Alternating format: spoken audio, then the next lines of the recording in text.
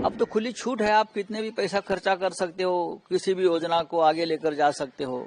जिस दिन केजरीवाल चुनाव हार गए उस दिन शाम को या दूसरे दिन lieutenant governor mister Saxena Yamuna के तट पर गए और यमुना की क्या साफ सफाई की मुहिम शुरू कर दी।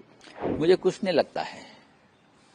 डोनाल्ड ट्रंप और नरेंद्र मोदी जी एक सिक्के के दो पहलू हैं। लोगों को खरीदना और सरकारें बनाना, ईवीएम घोटाला करना, ये भी डेमोक्रेसी पर हमला है भाई। दिल्ली के मुख्यमंत्री ने शपथ लेने के बाद जो पहली कैबिनेट की मीटिंग हुई उसमें आयुष्मान योजना को लागू किया गया। किस तरह से महिलाओं को 2500 रुपया मिले, इसको लेकर भी कहा गया है कि जल्द ही पूरा सब चीजें आ जाएगा। सीएजी रिपोर्ट जो कई साल से टेबल नहीं होता था वो भी कहा गया कि सब टेबल होगा। देखिए, अब बीजेपी की सरकार है और केंद्र में बीजेपी की सरकार है। अब तो खुली छूट है, आप कितने भी पैसा खर्चा कर सकते हो, किसी भी योजना को आगे लेकर जा सकते हो।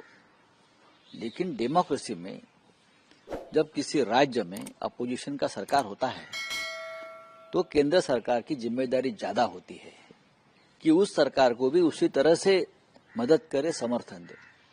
लेकिन आपने देखा होगा, जिस दिन केजरीवाल चुनाव हार गए उस दिन शाम को या दूसरे दिन lieutenant governor mister Saxena Yamuna के तट पर गए और यमुना की क्या साफ सफाई की मुहिम शुरू कर दी। पहले क्यों नहीं किया आपने? केजरीवाल हारने की 10 साल आप इंतजार कर रहे थे। फिर उसका मतलब है आप ये चाहते थे जब तक केजरीवाल की सरकार है या और किसी की सरकार है जो बीजेपी की नहीं है, तब तक हम कोई मदद नहीं करेंगे, कोई काम नहीं करेंगे सरकार का और लोगों को हम तकलीफ देते रहेंगे। अब भी योजनाएं है, ये कुछ ला रहे हैं, अच्छी बात है, लाओ ना आपकी सरकार। लेकिन अब अगर दूसरी किसी पार्टी की सरकार होती है तो अब क्या केंद्र की योजना लागू नहीं करेंगे उस राज्य में? और यूएस एड जो 21 मिलियन वोटर टर्नआउट के लिए, उसको लेकर जो डोनाल्ड ट्रंप का बयान आया है कि इस सरकार को हटाने के लिए वो सब हो रहा था, आपको क्या लगता है? मुझे कुछ नहीं लगता है। डोनाल्ड ट्रंप और नरेंद्र मोदी जी एक सिक्के के दो पहलू हैं।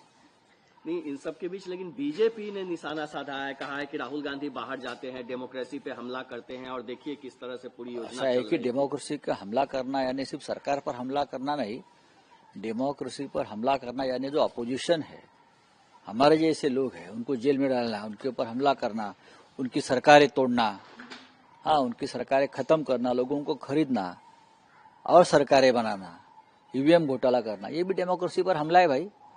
लेकिन राहुल गांधी ने जो एक आरोप लगाया है, कल आपने देखा भी होगा उत्तर प्रदेश में, कि अगर बीएसपी साथ में रहती तो रिजल्ट कुछ और होता, बीजेपी हार जाती। और फिर इसके बाद बीएसपी सामने आई, कही कि किस तरह से बीजेपी के बी टीम के तौर पे कांग्रेस ने दिल्ली में काम किया है।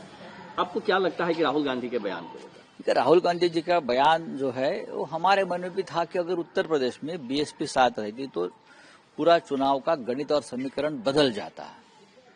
लेकिन यही बात सही है कि दिल्ली में अगर कांग्रेस और आम आदमी पार्टी साथ रहती तो भी गणित जम जाता। और एक आखिरी सवाल सर, मणिपुर के गवर्नर ने कहा है, चूंकि वहाँ राष्ट्रपति शासन लागू है, कि जितने भी इलीगल वेपन है वो 7 दिनों में सरेंडर कर दीजिए, नहीं तो क्या एक्शन होगा। ठीक है, होने दो एक्शन, देख लेंगे।